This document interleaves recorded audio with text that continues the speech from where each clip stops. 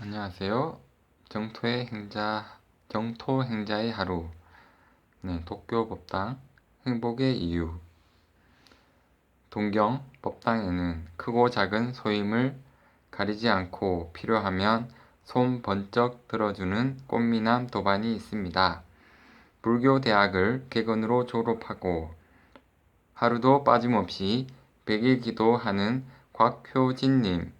일과 수행을 잘 해나가는 젊은 도반의 동경 일상이 궁금하던 차에 희망 리포터로서 공식적으로 인터뷰할 기회가 생겼습니다. 꽃미남 곽효진님의 이야기를 소개합니다. 부정적이고 소극적이었던 어린 시절, 제가 7살이 되던 해에 어머니가 집을 나갔습니다. 아버지와 어머니는 성격 차이가 심해 자주 다투었습니다. 하루는 어머니가 제가 좋아하던 과자를 사주고는 과자 먹으면서 동생과 집을 잘 보고 있으라고 했습니다. 그것이 어머니의 마지막 모습이었고 다시 돌아오지 않았습니다. 저와 동생은 시골 할머니 집으로 보내졌고 그곳에서 초등학교에 다니게 되었습니다. 할아버지와 할머니가 잘 보살펴 주어서 큰 어려움 없었습니다. 하지만 어느 날 학교에서 돌아오니 집안 분위기가 평소와 달랐습니다. 집안 곳곳에 빨간 딱지가 붙어 있었고 할아버지와 할머니는 망연자실한 모습으로 앉아 있었습니다. 아버지와 삼촌이 하던 일이 잘 안 되어 빚을 많이 지게 되었는데 자식들 걱정에 할머니가 할아버지 몰래 시골집을 담보로 보증을 섰고 그것이 그만 경매로 넘어가게 된 것이었습니다. 마침 중학교에 올라가던 시기였는데 형편이 안 되어 교복도 이웃에 살던 형의 옷을 얻어서 입었습니다. 어린 마음에 새 옷을 입고 새 신발을 신고 있는 다른 친구들 사이에 끼어 있는 것이 정말 부끄러웠습니다. 매사에 부정적이고 소극적으로 변했습니다. 공부에 흥미를 잃었고 새벽에 신문 돌리는 아르바이트를 했습니다. 학교에서는 수업을 듣지 않고 잠을 자는 것이 고등학교까지 쭉 이어졌습니다. 대학도 별로 고민하지 않고 취직이 잘 된다는 학과를 선택했습니다. 특별히 하고 싶은 일도 없었고 빨리 돈을 벌어서 독립하고 싶은 생각뿐이었습니다. 이라크에서 깨달은 불행의 이유. 처음 한 학기를 마치고 학비를 낼 수 없었기 때문에 바로 휴학을 하고 군대에 갔습니다. 휴학하고 군대에 가기까지 몇 달 동안은 시간이 있어서 공장에서 일하거나 아르바이트를 하면서 돈을 모았습니다. 군 생활을 하던 중 우연히 이라크 해외 파병을 갈 인원을 모집한다는 말을 들었습니다. 당시 한국군은 이라크에 병력을 파견하여 평화 유지와 재건을 도와주고 있었습니다. 돈이 필요했던 저는 앞뒤 재지 않고 지원했습니다. 가족의 동의서가 필요했지만 동생에게 몰래 연락하여 동의서에 도장을 찍어서 보내게 했습니다. 난생 처음 외국에 가본다는 생각에 설레기도 했습니다. 그러나 막상 도착해보니 이라크의 자연 환경은 한국과는 무척 달랐습니다. 당시 한국군이 주둔하고 있던 지역은 사막이 아니었지만 한국과 비교하면 날씨도 무척 더웠고 일교차도 컸습니다. 한국군은 주둔지 근처에 있는 어렵고 가난한 마을에 학교와 병원을 지어주거나 우물을 파는 등 도움을 주고 있었습니다. 현지 마을에 가 볼 기회가 몇 번 있었는데 그때 본 마을이나 주민들의 모습이 저에게는 무척 큰 충격이었습니다. 우리나라에서도 1960년대에 볼 수 있었던 흙으로 지은 집들, 수도는 물론 전기가 들어오지 않는 곳이 태반이었습니다. 처음 그 모습을 보았을 때 머리를 망치로 맞은 듯 멍한 기분이었습니다. 지금까지 나는 가난해서 불행하다라고 생각했는데 그 사람들과 비교하니 저는 무척 좋은 환경에서 살고 있다는 것을 알았습니다.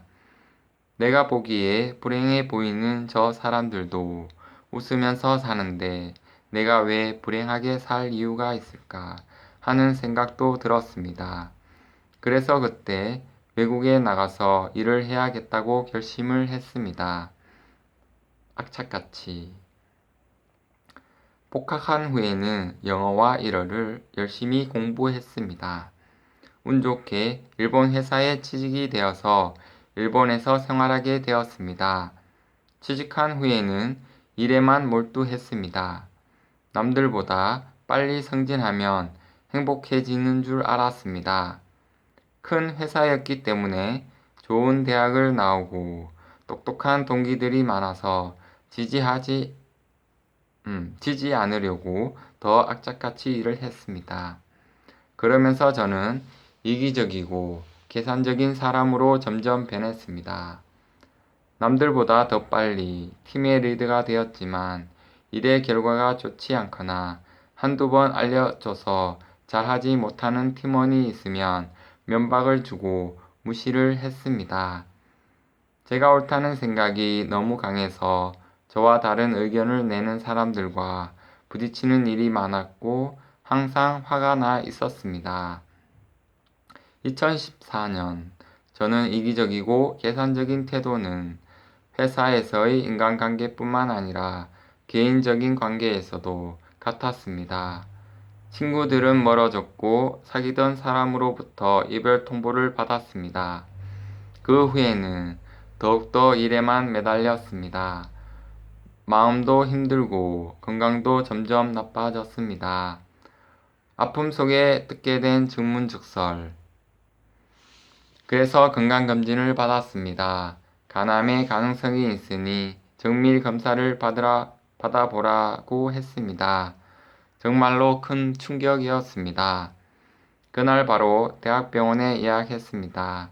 하지만 그날부터 밤에 잠을 잘 수 없었습니다. 자려고 눈을 감으면 두렵고 억울한 생각이 들어서 잠을 잘 수 없었습니다.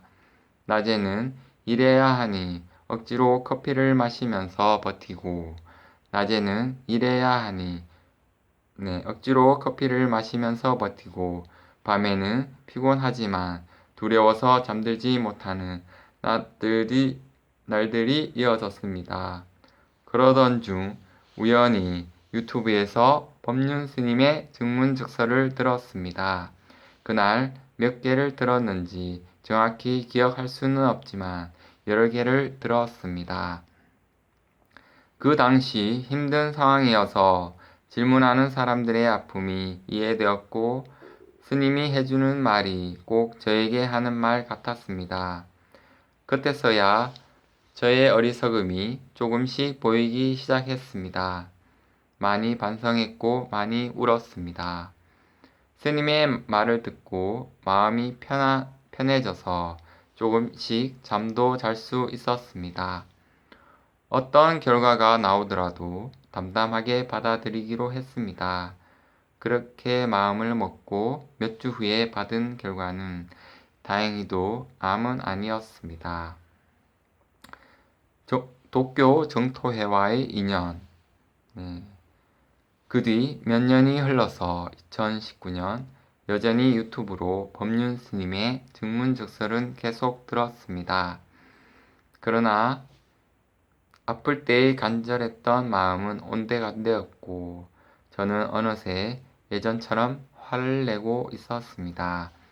계산적이거나 이기적인 마음은 덜했지만 제 의견을 고집하여 사람들과 갈등하고 늘 화를 냈습니다.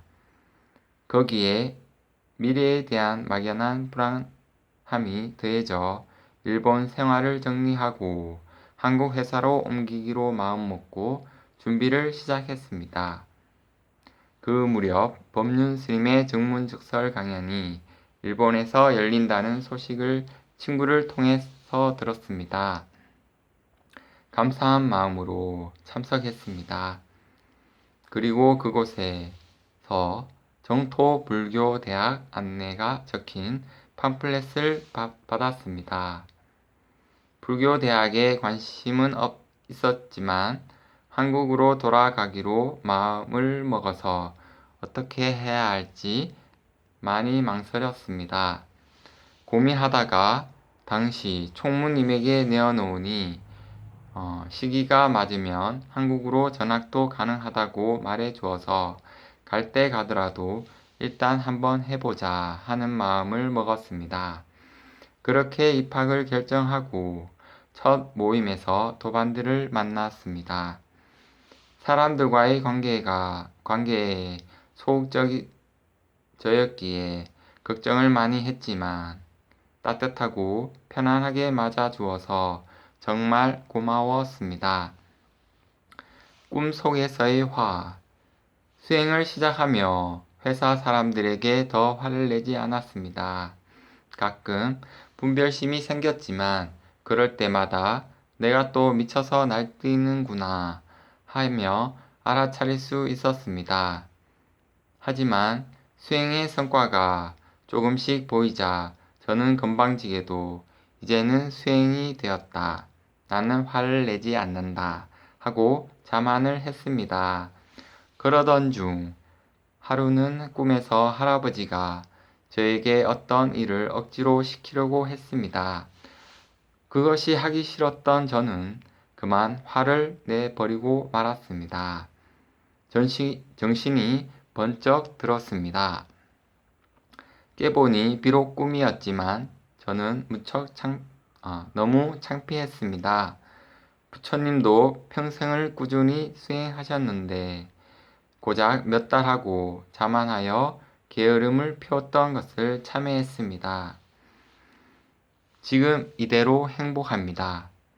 10-1차 배기기도 때는 회사 일이 바쁘다, 피곤하다는 핑계로 새벽 기도를 가끔 빼먹었지만 꿈에서 깨어난 이후 10-2차 배기기도는 하루도 빠지지 않고 하였습니다. 몸이 아플 때도 일어나서 일단 기도를 하고 다시 쉬었습니다. 불법과 인연 맺게 해주고 항상 도와주는 도반들에게 고맙습니다. 함께 수행하는 도반들이 있다는 것이 큰 힘이 됩니다.